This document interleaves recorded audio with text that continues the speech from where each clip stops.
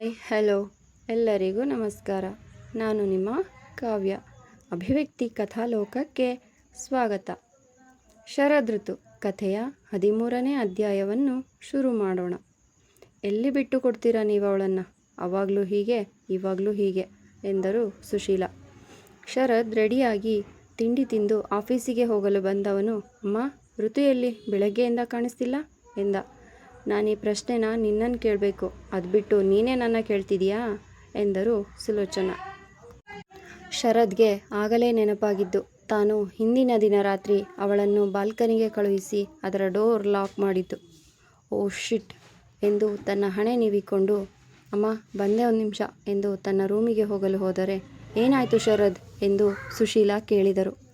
ಏನಿಲ್ಲ ಅತ್ತೆ, ಈಗ ಬಂದೆ ಎಂದು ತನ್ನ ರೂಮಿಗೆ ಓಡಿದವನು ಬಾಲ್ಕನಿ ಬಾಗಿಲು ತೆರೆದು ಅಲ್ಲಿ ಋತು ಇದ್ದ ಪರಿಸ್ಥಿತಿ ನೋಡಿ ಶಾಕ್ ಆಗಿ ನಿಂತ. ಋತು ರಾತ್ರಿ ಪೂರ್ತಿ ಧಾರಾಕಾರವಾಗಿ ಸುರಿದ ಮಳೆಯಲ್ಲಿ ತೊಯ್ದು ಅಲ್ಲೇ ಮೂಲೆಯಲ್ಲಿ ಮುದುಡಿ ನಡುಗುತ್ತಾ ಮಲಗಿದ್ದಳು. ಮೈ ಕೆಂಡದ ಹಾಗೆ ಸುಡುತ್ತಿತ್ತು, ಪ್ರಜ್ಞೆ ಇರಲಿಲ್ಲ. ತಕ್ಷಣ ಶರದ್ ಋತು ಹತ್ತಿರ ಹೋಗಿ, ಋತು ಎದ್ದೇಳು, ಹೇ ಋತು ಹೇಳು ಎಂದು ಎಬ್ಬಿಸಲು ಪ್ರಯತ್ನಿಸಿದ. ಅವಳಿಂದ ಯಾವ ಪ್ರತಿಕ್ರಿಯೆ ಬರದೇ ಇದ್ದಾಗ ಅವಳನ್ನು ಮುಟ್ಟಿ ಎಬ್ಬಿಸಲು ನೋಡಿದ. ಅವಳ ಮೈ ಕೆಂಡದಂತೆ ಸುಡುತ್ತಿರುವುದು ಗೊತ್ತಾಯಿತು. ತುಂಬ ನಡುಗುತ್ತಿದ್ದಳು. ಓ ಶಿಟ್, ಇದೇನು ಮಾಡಿದೆ ನಾನು ಎಂದುಕೊಳ್ಳುತ್ತಾ ಅವಳನ್ನು ಎತ್ತಿಕೊಂಡು ಬಂದು ಸೋಫಾದ ಮೇಲೆ ಮಲಗಿಸಿ ಓಡಿ ಹೋಗಿ ಬಾಗಿಲು ಲಾಕ್ ಮಾಡಿ ಬಂದು ಅವಳ ಕೈಕಾಲು ಜೋರಾಗಿ ಉಜ್ಜತೊಡಗಿದ. ಅವಳಿಂದ ಯಾವ ಪ್ರತಿಕ್ರಿಯೆ ಬರಲಿಲ್ಲ. ಶರದ್ ತಮ್ಮ ಫ್ಯಾಮಿಲಿ ಡಾಕ್ಟರ್ಗೆ ಫೋನ್ ಮಾಡಿ ತಕ್ಷಣ ಮನೆಗೆ ಬನ್ನಿ ಅಂತ ಹೇಳಿದ. ಶರದ್ ತನ್ನ ವಾರ್ಡ್ರೋಬ್ನಿಂದ ದಪ್ಪ ಟೀ ಶರ್ಟ್ ತೆಗೆದುಕೊಂಡು ಋತು ಬಟ್ಟೆ ಬದಲಿಸಿ ಆ ಟೀ ಶರ್ಟ್ನ ಅವಳಿಗೆ ತೊಡಿಸಿ ಅವಳನ್ನು ನಿಧಾನಕ್ಕೆ ಎಬ್ಬಿಸಿ ತನ್ನ ಎದೆಗೆ ಒರಗಿಸಿಕೊಂಡು ಒದ್ದೆ ಕೂದಲನ್ನು ಚೆನ್ನಾಗಿ ಒರೆಸಿ ಎತ್ತಿಕೊಂಡು ಬಂದು ಬೆಡ್ ಮೇಲೆ ಮಲಗಿಸಿದ. ಕೆಳಗಡೆ ಹೋಗಿ ಒಂದು ಪಾತ್ರೆಯಲ್ಲಿ ನೀರು ತಗೊಂಡು, ಅಮ್ಮ, ಒಂದು ಕಾಟನ್ ಬಟ್ಟೆ ಇದ್ದರೆ ಕೊಡಿ ಅಂದ. ಕಾಟನ್ ಬಟ್ಟೆನಾ? ಯಾಕಪ್ಪು ಎಂದು ಸುಲೋಚನಾ ಕೇಳಿದರೆ, ಅಮ್ಮ, ಅದು ಋತುಗೆ ಹುಷಾರಿಲ್ಲ, ಸಿಕ್ಕಾಪಟ್ಟೆ ಜ್ವರ ಬಂದಿದೆ ಅದಕ್ಕೆ ಎಂದು ತೊದಲುತ್ತಾ ಹೇಳಿದ. ಏನು ಹೇಳ್ತಿದ್ಯಾ ಅಪ್ಪು, ಋತುಗೆ ಜ್ವರ ಬಂದಿದ್ಯಾ? ಇರು ಒಂದು ನಿಮಿಷ, ಕಾಟನ್ ಬಟ್ಟೆ ತಂದು ಕೊಡ್ತೀನಿ ಅಂತ ಅಡುಗೆ ಮನೆಗೆ ಹೋಗಿ ಬಿಳಿ ಕಾಟನ್ ಬಟ್ಟೆ ತಂದು ಕೊಟ್ಟರು. ಶರದ್ ನೀರಿನ ಪಾತ್ರೆ ಮತ್ತು ಬಟ್ಟೆ ತೆಗೆದುಕೊಂಡು ರೂಮಿಗೆ ಓಡುವ ನಡಿಗೆಯಲ್ಲಿ ಹೋದ. ಅವನ ಹಿಂದೆ ಸುಲೋಚನಾ ಕೂಡ ಹೋದರು. ಶರದ್ ಪಾತ್ರೆಯಲ್ಲಿನ ನೀರಲ್ಲಿ ಬಟ್ಟೆಯನ್ನು ಅದ್ದಿ ಋತು ಹಣೆ ಮೇಲೆ ತಣ್ಣೀರು ಪಟ್ಟಿಯನ್ನು ಹಾಕಿದ. ಹೀಗೆ 10 ನಿಮಿಷಕ್ಕೊಮ್ಮೆ ತಣ್ಣೀರು ಪಟ್ಟಿಯನ್ನು ಹಾಕುತ್ತಿದ್ದ. ಇದನ್ನು ನೋಡಿದ ಸುಲೋಚನಾ ಅವರು ಮನಸ್ಸಲ್ಲಿ, ಅವಳನ್ನು ಕಂಡರೆ ಆಗಲ್ಲ, ಅವಳನ್ನು ದ್ವೇಷ ಮಾಡ್ತೀನಿ ಅಂತ ಕೋಪ ಮಾಡ್ಕೊಳ್ತಾನೆ. ಆದರೆ ಅವಳಿಗೆ ಹುಷಾರಿಲ್ಲ ಅಂದ ತಕ್ಷಣ ಎಷ್ಟು ಕಾಳಜಿ ಮಾಡ್ತಿದ್ದಾನೆ. ಇದನ್ನೇ ಅಲ್ವಾ ಪ್ರೀತಿ ಅನ್ನೋದು, ಇದನ್ನೇ ಅಲ್ವಾ ಗಂಡ ಹೆಂಡತಿ ಸಂಬಂಧ ಅನ್ನೋದು. ಮನಸ್ಸಲ್ಲಿ ಎಷ್ಟೇ ಕೋಪ, ದ್ವೇಷ, ರೋಷ ಇದ್ದರೂ ಒಬ್ರಿಗೆ ನೋವಾದರೆ ಇನ್ನೊಬ್ಬರು ತಮಗೇ ನೋವಾದಷ್ಟು ಸಂಕಟ ಪಡೋದು, ನೋವು ಅನುಭವಿಸೋದು ಅಂತ ಅಂದುಕೊಳ್ಳುತ್ತಿದ್ದರು. ಶರದ್ ಮುಖದಲ್ಲಿ ಆತಂಕ, ಭಯ ಕಾಡುತ್ತಿತ್ತು. ಎಷ್ಟು ಗಾಬರಿಯಾಗಿದ್ದ ಅಂದರೆ ಪದೇ ಪದೇ ಅವಳನ್ನು ಎಚ್ಚರಿಸಲು ಪ್ರಯತ್ನ ಮಾಡುತ್ತಿದ್ದ. ಆಗ ತಾನೇ ಸ್ನಾನ ಮುಗಿಸಿ ತಿಂಡಿ ತಿನ್ನಲು ಬಂದ ಸುಂದರ್ ಅವರು ಋತುಗೆ ಜ್ವರ ಬಂದಿದೆ ಅಂತ ಕೇಳಿದ ಕೂಡಲೇ ಶರದ್ ರೂಮಿಗೆ ಹೋದರು. ಇವರುಗಳು ಹೋದ ಅರ್ಧ ಗಂಟೆಯ ನಂತರ ಡಾಕ್ಟರ್ ಬಂದಿದ್ದರು. ಶರದ್ ಕಾಲ್ ಮಾಡಿದ್ರು. ಯಾರಿಗೆ ಏನಾಗಿದೆ ಎಂದು ಕೇಳಿದರು ಡಾಕ್ಟರ್ ಸುಶೀಲಾ ಅವರನ್ನು. ಪೇಷಂಟ್ ಮೇಲೆ ರೂಮಲ್ಲಿದ್ದಾಳೆ, ಬನ್ನಿ ತೋರಿಸ್ತೀನಿ ಅಂತ ಶರದ್ ರೂಮ್ ಕಡೆ ಕರೆದುಕೊಂಡು ಹೋದರೆ ಇವರ ಹಿಂದೆಯೇ ಪರಿ ಕೂಡ ಹೋದಳು. ಮಿಸ್ಟರ್ ಶರದ್ ಎನ್ನುತ್ತಾ ಒಳಗೆ ಬಂದರು ಡಾಕ್ಟರ್.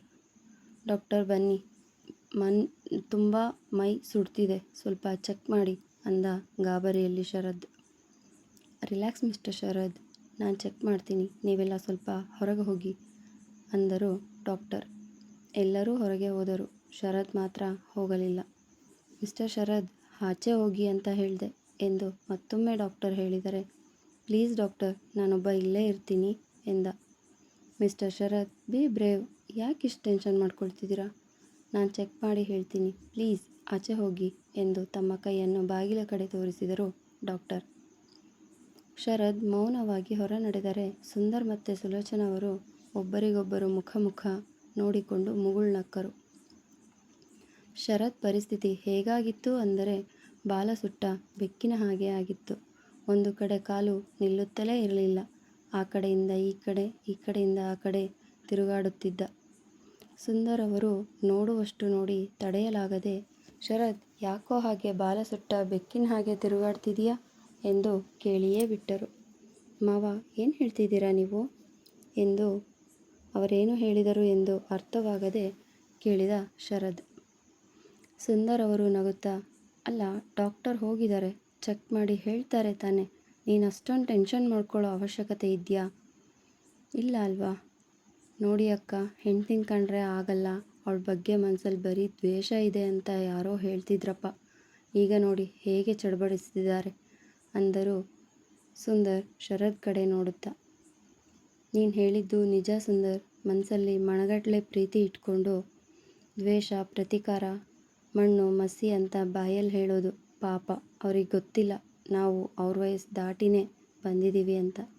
ಬಾಯಿ ಒಂದು ಹೇಳಿದರೆ ಕಣ್ಣುಗಳು ಮತ್ತೊಂದು ಹೇಳ್ತವೆ ಅಂತ ಅವರಿಗೆ ಗೊತ್ತಿಲ್ಲ ಅಷ್ಟೆ ಎಂದರು ಸುಲೋಚನಾ.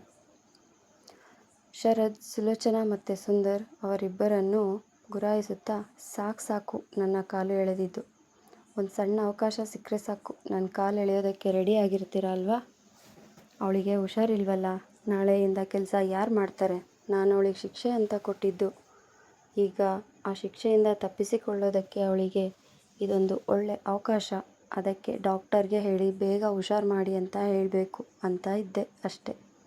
ಮತ್ತೆ ಏನಂದರೆ, ಅವಳಿಗೆ ವಾರಗಟ್ಟಲೆ ರೆಸ್ಟ್ ಮಾಡೋದಕ್ಕೆ ಹೇಳಿಬಿಡ್ತಾರೇನೋ ಅಂತ ಬೇಗ ಹುಷಾರಾಗೋ ಹಾಗೆ ಟ್ರೀಟ್ಮೆಂಟ್ ಕೊಡೋಕ್ಕೆ ಹೇಳಬೇಕು ಅಂತ ಯೋಚನೆ ಮಾಡ್ತಿದ್ದೆ ಅಷ್ಟೆ.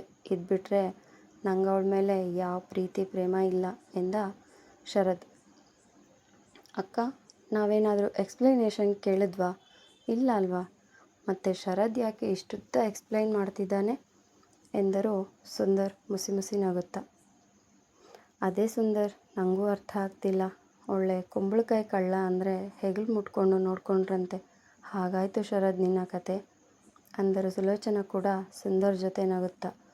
ಓ ಗಾಡ್ ಎನ್ನುತ್ತಾ ಶರದ್ ತನ್ನ ಹಣೆ ನೀವಿಕೊಂಡು ಸುಮ್ಮನೆ ಗೋಡೆಗೆ ಒರಗಿ ನಿಂತ. ಇದನ್ನೆಲ್ಲ ನೋಡುತ್ತಿದ್ದ ಸುಶೀಲಾ ಮತ್ತು ಪರಿಗೆ ಕೋಪ ಬರುತ್ತಿತ್ತು.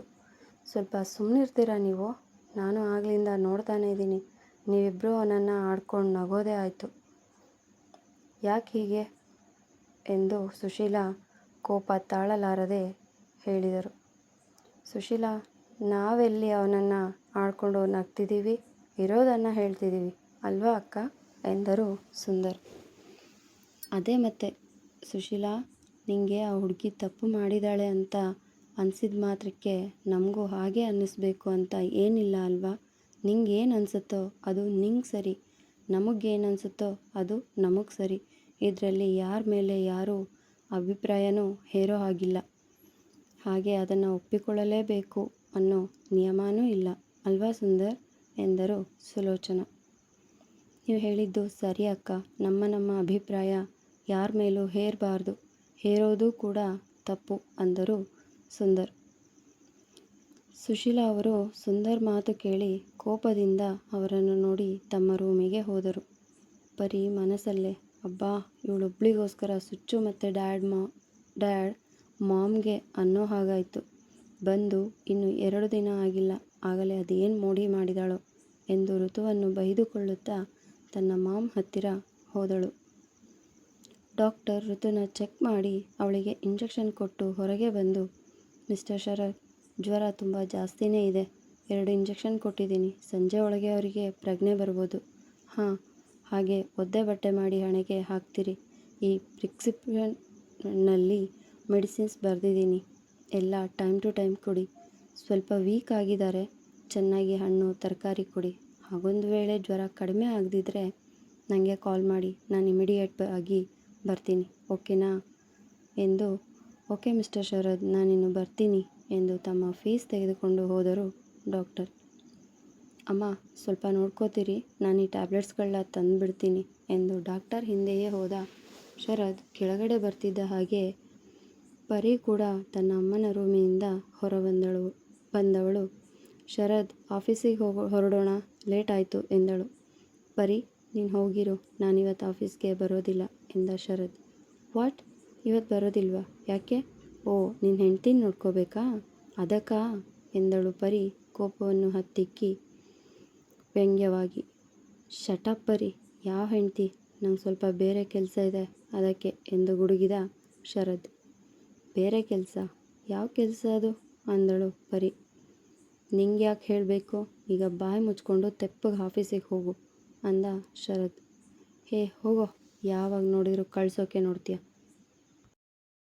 ಸುಮ್ಮನೆ ಅವಳ ಹಿಂದೆ ದ್ವೇಷ, ಕೋಪ, ಸೇಡು ಅಂತ ಟೈಮ್ ವೇಸ್ಟ್ ಮಾಡೋ ಬದಲು ನನ್ನ ಮದುವೆ ಆಗಿ ಸುಖವಾಗಿ ಸಂಸಾರ ಮಾಡು.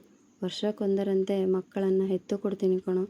ಒಂದ್ಸರಿ ನನ್ನ ಆಫರ್ ಬಗ್ಗೆ ಯೋಚನೆ ಮಾಡೋ ಶರದ್ ಅಂದಳು ನುಲಿಯುತ್ತಾ. ಲೇ, ನೆನ್ನೆನೇ ನಿನಗೆ ಅಷ್ಟು ಕ್ಲಿಯರಾಗಿ ಹೇಳಿದ್ದೀನಿ, ಮತ್ತೆ ಏನೇ ನಿನ್ನ ಗೋಳು? ನಾನು ನಿನ್ನನ್ನೇ ಅಲ್ಲ ಇನ್ಯಾರನ್ನೂ ಮದುವೆ ಆಗೋದಿಲ್ಲ. ಹಾಗೆ ನೀನು ನಿನ್ನ ಮನಸ್ಸಲ್ಲಿರೋ ಆಸೆನ ಇವತ್ತೇ ಕಿತ್ಬಿಸಾಕು. ಅತ್ತೆ ಮಾವ ನೋಡೋ ಒಂದು ಒಳ್ಳೆ ಹುಡುಗನ ಮದುವೆ ಆಗಿ ಸುಖವಾಗಿರು ಎಂದ ಶರದ್. ಅದು ಹೇಗಾಗುತ್ತೆ? ನನ್ನ ಕನಸು ಮನಸ್ಸು ಎಲ್ಲ ಕಡೆ ನೀನೇ ತುಂಬಿರುವಾಗ ನಿನ್ನ ಮೇಲಿನ ಪ್ರೀತಿನ ಅದು ಹೇಗೆ ಕಿತ್ಬಿಸಾಕ್ಲಿ ಹೇಳು? ಹಾಗೆ ನಾನು ಮದುವೆ ಆಗೋದು ಬಿಡೋದು ನನ್ನ ಇಚ್ಛೆ. ಹಾಗೆ ನನಗೆ ಒಂದು ಒಳ್ಳೆ ಹುಡುಗನ ನೋಡಿ ಮದುವೆ ಆಗು ಅಂತ ಹೇಳೋ ರೈಟ್ಸು ನಿಂಗಿಲ್ಲ ಎಂದಳು ಪರಿ. ನಿಜ, ನಿನ್ನ ಮದುವೆ ವಿಷಯದಲ್ಲಿ ಮೂಗು ತೂರಿಸೋ ಯಾವ ರೈಟ್ಸು ನನಗಿಲ್ಲ. ಆದರೆ ನೀನು ನನ್ನ ವಿಷಯದಲ್ಲಿ ಮೂಗು ತೂರಿಸೋದ್ರಿಂದ ನಾನು ಮಾತಾಡಬೇಕಾಗುತ್ತೆ ಅನ್ನೋದನ್ನು ನೆನಪಲ್ಲಿಟ್ಕೋ ಎಂದ ಒಂದು ಕೈ ಸೊಂಟದ ಮೇಲೆ ಇಟ್ಟು ಇನ್ನೊಂದು ಕೈ ತೋರು ಬೆರಳು ತೋರಿಸುತ್ತಾ. ಶರದ್, ನನಗೇನು ಕಮ್ಮಿ ಆಗಿದೆ ಅಂತ ನೀನು ಮನಸ್ಸು ಮಾಡ್ತಿಲ್ಲ? ಅಂದ ಇಲ್ವಾ, ವಿದ್ಯೆ ಇಲ್ವಾ, ಹಣ ಇಲ್ವಾ, ಆಸ್ತಿ ಅಂತಸ್ತಿಲ್ವಾ? ಹೇಳು, ನಾನು ಯಾವುದ್ರಲ್ಲಿ ಕಮ್ಮಿ ಇದ್ದೀನಿ ಅಂತ ನನ್ನ ಮದುವೆ ಆಗಲ್ಲ ಅಂತ ಹೇಳ್ತಿದ್ಯಾ ಎಂದಳು ಪರಿ. ಪರಿ, ನಾನು ಆಗಲೇ ಹೇಳಿದೆ ತಾನೇ, ನೀನೇ ಅಂತ ಅಲ್ಲ ಬೇರೆ ಯಾರನ್ನೂ ಮದುವೆ ಆಗೋದಿಲ್ಲ ಅಂತ. ಮತ್ತ್ಯಾಕೆ ಈ ಪ್ರಶ್ನೆ ಎಂದ ಶರದ್. ಬೇರೆಯವ್ರ ಬಗ್ಗೆ ನಂಗೆ ಗೊತ್ತಿಲ್ಲ, ನಂಗದು ಬೇಕಾಗೂ ಇಲ್ಲ, ನನ್ನದು ಮಾತ್ರ ಹೇಳು ಎಂದು ಪರಿ ಹಠ ಹಿಡಿದವಳಂತೆ ಹೇಳಿದಳು. ಓ ಗಾಡ್ ಎಂದು ಹಣೆ ನೀವಿಕೊಂಡು, ನಿಂಗೆ ಎಷ್ಟು ಹೇಳಿದರೂ ಅಷ್ಟೇ, ಸುಮ್ಮನೆ ನನ್ನ ಹಿಂದೆ ಬಿದ್ದು ನಿನ್ನ ಟೈಮ್ ಮತ್ತು ವಯಸ್ಸು ಎರಡೂ ವೇಸ್ಟ್ ಆಗುತ್ತೆ ಅಂತ ಹೇಳಿದೆ. ಇಷ್ಟು ಹೇಳಿದ ಮೇಲೂ ನೀನು ನಿನ್ನ ಹಠ ಬಿಡದೆ ಹೋದರೆ ಅದಕ್ಕೆ ನಾನೇನೂ ಮಾಡೋದಕ್ಕೆ ಆಗೋದಿಲ್ಲ. ಒಂದು ವೇಳೆ ನಿನ್ನ ಮನಸ್ಸಲ್ಲಿ ಈ ರೀತಿ ಹಠ ಹಿಡಿದ್ರೆ ನಾನು ಮದುವೆಗೆ ಒಪ್ಕೋತೀನಿ ಅಂತ ಏನಾದರೂ ಇದ್ದರೆ ಇವತ್ತೇ ಅದಕ್ಕೆ ಎಳ್ಳು ನೀರು ಬಿಟ್ಬಿಡು ಎಂದು ಖಡಾಖಂಡಿತವಾಗಿ ಹೇಳಿ ಮೆಡಿಸಿನ್ ತರಲು ಹೋದ ಶರದ್. ಛೇ, ಈ ಹಾಳಾದವಳು ಬರೆದಿದ್ರೆ ಹೇಗೋ ಕಾಡಿಬೇಡಿ ಮದುವೆಗೆ ಒಪ್ಪಿಸ್ತಿದ್ದೆ. ಆದರೆ ಈಗ ಮತ್ತೆ ಶರದ್ ಜೀವನಕ್ಕೆ ಬಂದು ನನ್ನ ಜೀವನಕ್ಕೆ ಮುಳ್ಳಾಗಿ ಬಿಟ್ಲು. ಇವಳನ್ನು ಹೇಗಾದರೂ ಮಾಡಿ ಶರದ್ ಜೀವನದಿಂದ ಶಾಶ್ವತವಾಗಿ ದೂರ ಮಾಡಬೇಕು ಎಂದು ಮನಸ್ಸಲ್ಲೇ ಲೆಕ್ಕಾಚಾರ ಹಾಕಿಕೊಂಡು ತನ್ನ ಕಣ್ಣೀರು ಒರೆಸಿಕೊಂಡು ಆಫೀಸಿಗೆ ಹೊರಟಳು. ಇತ್ತ ಸುಲೋಚನಾ ಅವರು ಋತು ಹಣೆಗೆ ಆಗಾಗ ತಣ್ಣೀರಿನ ಪಟ್ಟಿ ಹಾಕುತ್ತಿದ್ದರು. ಅಕ್ಕ, ಋತು ನಿನ್ನೆ ಚೆನ್ನಾಗೇ ಇದ್ಲು ಅಲ್ವಾ? ಬೆಳಿಗ್ಗೆ ಅಷ್ಟರಲ್ಲಿ ಜ್ವರ ಬಂದಿದೆ. ಯಾಕೆ ಹೀಗೆ ಸಡನ್ನಾಗಿ ಜ್ವರ ಬಂತು ಇವಳಿಗೆ ಎಂದು ಗೊಂದಲದಲ್ಲಿ ಕೇಳಿದರು ಸುಂದರ್. ಅದೇ ನನಗೂ ಅರ್ಥ ಆಗ್ತಿಲ್ಲ. ಪಾಪ, ನಿನ್ನೆ ಶರದ್ ಆಫೀಸಿನಿಂದ ಬಂದಾಗ ತುಂಬ ಸುಸ್ತಾದ ಹಾಗೆ ಕಾಣ್ತಿದ್ಲು. ಅದರ ಹಿಂದಿನ ದಿನ ಕೂಡ ಆ ಪಾಪಿಗಳಿಂದ ತಪ್ಪಿಸಿಕೊಳ್ಳೋದಕ್ಕೆ ಹೋಗಿ ತುಂಬಾ ಕಷ್ಟಪಟ್ಟು ಪಾರಾಗಿ ಶರದ್ಗೆ ಸಿಕ್ಕಿದ್ದಳು. ಆವಾಗಲೂ ತುಂಬ ಕೈಕಾಲಿಗೆಲ್ಲ ಪೆಟ್ಟಾಗಿ ಸುಸ್ತಾಗಿದ್ಲು. ಹೀಗಿರಬೇಕಾದ್ರೆ ಅವಳಿಗೆ ಸುಧಾರಿಸಿಕೊಳ್ಳೋದಕ್ಕೂ ಬಿಡದೆ ಕೆಲಸದ ಮೇಲೆ ಕೆಲಸ ಮಾಡೋದಕ್ಕೆ ಹೇಳಿದರೆ ಅವಳಿಗೆಲ್ಲಿ ರೆಸ್ಟ್ ಸಿಗುತ್ತೆ ಹೇಳು? ಬಹುಶಃ ಅದಕ್ಕೆ ಜ್ವರ ಬಂದಿರಬೇಕು ಅಂತ ಅನಿಸುತ್ತೆ ಎಂದು ಸುಲೋಚನಾ ತಮ್ಮ ಅಭಿಪ್ರಾಯ ವ್ಯಕ್ತಪಡಿಸಿದರೆ, ನೀವು ಹೇಳೋದು ನಿಜಾನೇ ಅಕ್ಕ. ಆದರೆ ಶರದ್ ಋತು ವಿಷಯದಲ್ಲಿ ಇಷ್ಟು ಕಠೋರವಾಗಿ ನಡ್ಕೊಳ್ತಿರೋದು ನನಗಂತೂ ಸರಿ ಕಾಣ್ತಿಲ್ಲ. ಅವಳು ತನ್ನನ್ನು ತಾನು ಸಾಬೀತು ಮಾಡಿಕೊಳ್ಳೋದಕ್ಕೆ ಅಂತಾನೆ ಅವನಲ್ಲಿ 1 ತಿಂಗಳು ಟೈಮ್ ತಗೊಂಡಿದ್ದಾಳೆ. ಅಲ್ಲಿವರೆಗೂ ಆದರೂ ಸುಮ್ಮನೆ ಇರಬೇಕು ಅಲ್ವಾ? ಅದು ಬಿಟ್ಟು ಈ ರೀತಿ ಮಾಡೋದು ಎಷ್ಟು ಸರಿ ಎಂದರು ಸುಂದರ್ ಸೋದರಳೆಯನ ನಡವಳಿಕೆಗೆ ಅಸಮಾಧಾನ ವ್ಯಕ್ತಪಡಿಸುತ್ತಾ. ನನಗೂ ಅವನು ಮಾಡ್ತಿರೋದು ಸರಿ ಕಾಣ್ತಿಲ್ಲ. ಆದರೆ ನಾವು ಹೇಳಿದರೆ ಅವನು ಕೇಳೋದಿಲ್ಲ. ಅವನಿಗೆ ಅವನದೇ ಹಠ. ಕಾಲನೇ ಎಲ್ಲ ಸರಿ ಮಾಡಬೇಕು ಅಷ್ಟೆ. ಇದರಲ್ಲಿ ನಾನು ನೀನು ಏನು ಮಾಡೋದಕ್ಕೆ ಆಗುತ್ತೆ ಸುಂದರ್? ಈ ಹುಡುಗಿನ ನೋಡಿದ್ರೆ ಕರುಳು ಚುರುಕ್ ಅನಿಸುತ್ತೆ. ಇವಳು ನಿಜವಾಗ್ಲೂ ತಪ್ಪು ಮಾಡಿದಾಳೆ ಅಂತ ನನಗಂತೂ ಅನ್ನಿಸೋದಿಲ್ಲ. ನೀನೇನಂತೀಯ ಸುಂದರ್ ಎಂದರು ಸುಲೋಚನಾ. ಮುಂದುವರೆಯುವುದು. ನಿಮ್ಮ ಅನಿಸಿಕೆ ಅಭಿಪ್ರಾಯಗಳನ್ನು ಕಮೆಂಟ್ನಲ್ಲಿ ತಿಳಿಸಿ. ಧನ್ಯವಾದಗಳು.